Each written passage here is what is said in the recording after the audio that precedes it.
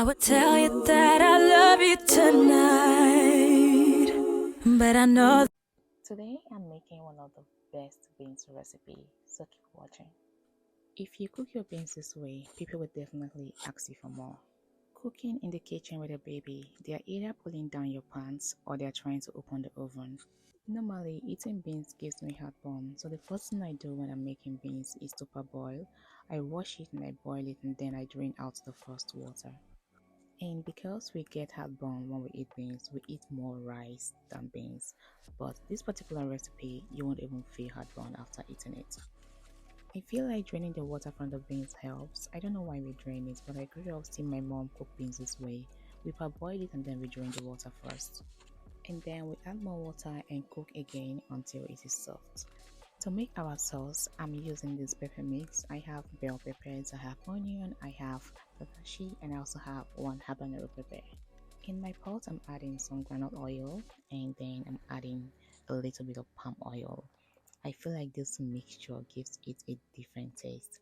And then I'm going to saute my onion for a few minutes and then add my crayfish.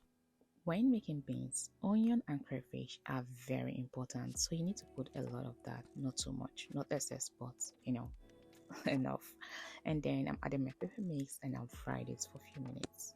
Beans and salt are not friends, so I'm adding the salt little by little until I get the right taste that I want, because just a little bit of more salt can leave you with very salty beans. And then I added 1 cube of Maggi for more seasoning, and then I stir this together and allow it to cook for a few minutes. I'm adding some cow skin or kanda on and also adding some dried fish. You can choose to use anything you want. You can with turkey, chicken, meat, whatever you want to use. Or you can also cook without any of it. Just add some prawns and you're good.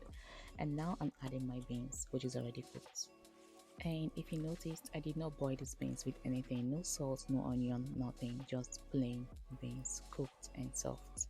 And then I'm adding just very little water just to allow the sauce to boil into the beans.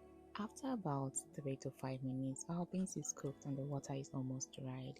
But I don't want the beans to be dried, but I don't want it to contain a lot of water either. So I'm just using this spatula to turn it until this is what I want. And here you go, the beans is ready. Very delicious. Again, very delicious.